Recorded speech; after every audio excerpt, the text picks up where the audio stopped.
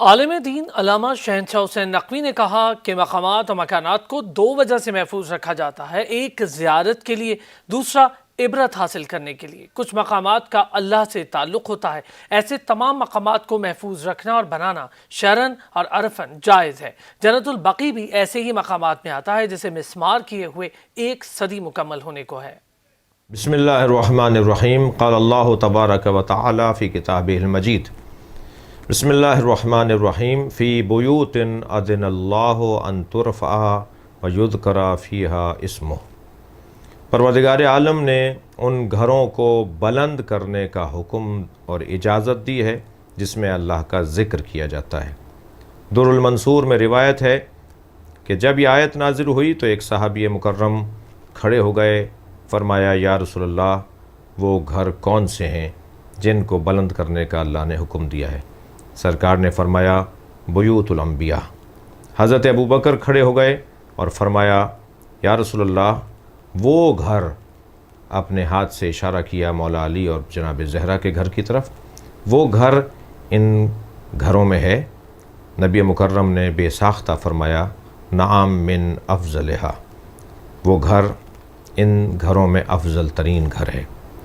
مکانات دو وجہ سے محفوظ رکھے جاتے ہیں، مقامات کو دو وجہ سے محفوظ رکھا جاتا ہے، ایک عبرت کے لیے، ایک زیارت کے لیے۔ جو قابل احترام لوگ نہیں ہیں، جو محترم اسلامی، مثلا فرعون کا مجسمہ، مثلا آثار قدیمہ، اہرام مصر، اس طرح کی چیزوں کو اگر محفوظ رکھا جاتا ہے، مینار پاکستان، دہلی کے اندر اور آگرہ کے اندر مزار، تاج محل، اس طرح کے جو مکانات کو محفوظ رکھا جاتا ہے وہ عبرت حاصل کرنے کے لیے۔ لیکن کچھ ایسے مقامات بھی ہوتے ہیں جن کا اللہ سے تعلق ہوتا ہے، جن کا اللہ کے ذکر سے تعلق ہوتا ہے، جن کا اللہ کے پیغام سے تعلق ہوتا ہے، انہیں قرآن کہہ رہا ہے کہ ان ترفع، انہیں بلند کیا جائے۔ بیوت سے مراد صرف مسجد نہیں ہے، اس لیے کہ لفظ مطلق ہے، قرآن میں مسجد کا لفظ بھی آیا ہے۔ اگر بیوت سے مراد صرف مسجد ہوتی تو اللہ مسجد کا ذکر کرتا۔ یہاں بیوت عام ہے، لہٰذا مسجد اور غیر مسجد جس میں اللہ کا ذکر کیا جائے اسے ان ترفع۔ ترفع سے مراد صرف تعظیم نہیں ہے، بلکہ ترفع سے مراد ظاہری بلندی بھی ہے۔ ترفع سے مراد صرف تعظیم نہیں ہے، بلکہ ان ترفع سے مراد تعمیر بھی ہے۔ ان مکانات کو تعمیر کرنا عقلاً، شرعاً اور عالمی قاعدے قوانین کے مطابق جائز اور صحیح ہے، اور اگر اس سے مجھے کچھ حاصل ہو رہا ہے تو نہ صرف جائز ہے بلکہ ان کے باقی رکھنے میں رجحان پایا جاتا ہے۔ جنت البقیع ایک ایسی تاریخی سرزمین ہے جس میں سب سے پہلا جنازہ نبی مکرم کے صحابی معظم حضرت عثمان ابن مظعون کا دفن کیا گیا، پھر حضرت ابراہیم نبی مکرم کے فرزند کا جنازہ اس میں دفن کیا گیا، اور پھر وہاں موجود درختوں کو کاٹ کر اسے باقاعدہ ایک قبرستان کی شکل دی گئی، اور ہر قبیلے کے لوگوں نے اپنے اپنے حصے قرار دیے۔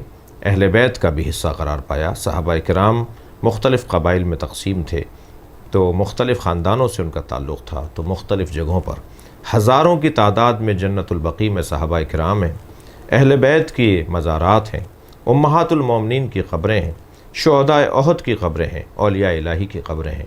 انہیں 1925 میں منہدم کر دیا گیا، ان مزارات کو گرا دیا گیا۔ جنت المعلی ہو یا جنت البقیع ہو یا کربلا معلی، 1925 میں اس حکومت نے ان پر بلڈوزر چلائے، انہیں گرا دیا۔ ابن بطوطہ نے اپنے سفر نامے میں ان مزارات کا ذکر کیا ہے۔ یہ مزارات تقریباً 100 سال ہو جائیں گے گرے ہوئے۔ آج بھی قبر مبارک حضرت زہرا، حضرت امام حسن مجتبی علیہ السلام، امام زین العابدین علیہ السلام، امام محمد باقر علیہ السلام، امام جعفر صادق علیہ السلام، امہات المومنین، اور یہیں کہیں قبر ہے حضرت فاطمہ زہرا کی۔ یہ قبریں ہمیں پکار کر کہہ رہی ہیں کہ عالمی بیداری کی طرف جاؤ، مسلمانوں کا شعور بلند کرو، مسلمان حکمرانوں میں غیرت کو اجاگر کرو، اور وہ بات کریں اور وہ آواز اٹھائیں کہ کسی طرح یہ مزارات دوبارہ سے تعمیر ہوں۔ ہم ان مزارات کی تعمیر اپنے اوپر شرعی ذمہ داری کے طور پر سمجھتے ہیں۔ اللہ ہمیں توفیق دے کہ ہم اپنی آنکھوں سے ان مزارات کی تعمیر کو دیکھ سکیں۔